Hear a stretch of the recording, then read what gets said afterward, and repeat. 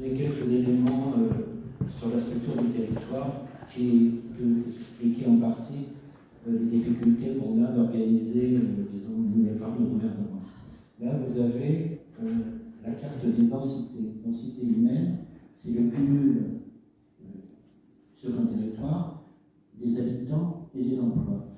Et on voit l'extraordinaire densité dans Paris intramuros et combien la densité tombe très vite aussitôt qu'on passe le périphérique, et on voit ensuite ce qu'on pourrait presque appeler du périurbain. Donc ça, c'est un point. Et là, vous avez la densité de population, c'est encore plus spectaculaire. Donc ça renvoie à deux sujets que je traite dans le livre.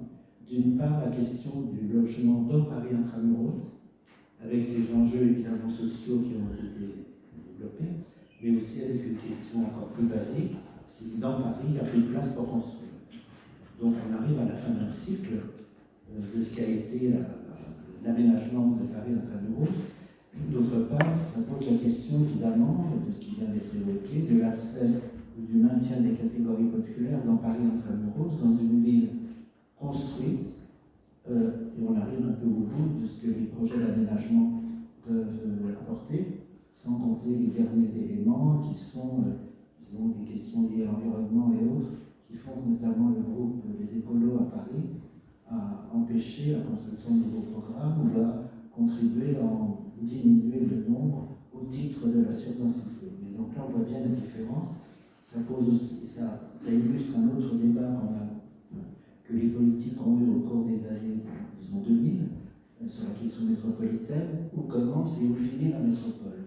On s'est posé une question de périmètre, et une des idées était que la métropole institutionnelle puisse coïncider plus ou moins avec la zone dense. Donc vous voyez, c'est pas très simple, mais ça vous donne un peu l'idée, le soubassement, ça pose, et puis j'y reviendrai, ça complète aussi ce qu'Anne Clerval vous avez sur le grand métro et que je ne partage pas.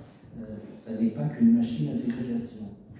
Enfin, mais c'est parce qu'il y a un débat entre eux. Donc moi, je ne suis pas d'accord. Et là, vous voyez qu'il y a eu le parcours du grand métro passe en partie seulement, sur ces zones un peu plus éloignées. Il est à la fois sur des communes proches et sur des communes plus éloignées. Il y a 68 gares et donc des quartiers, des territoires qui ont un positionnement, disons, différent. On avance.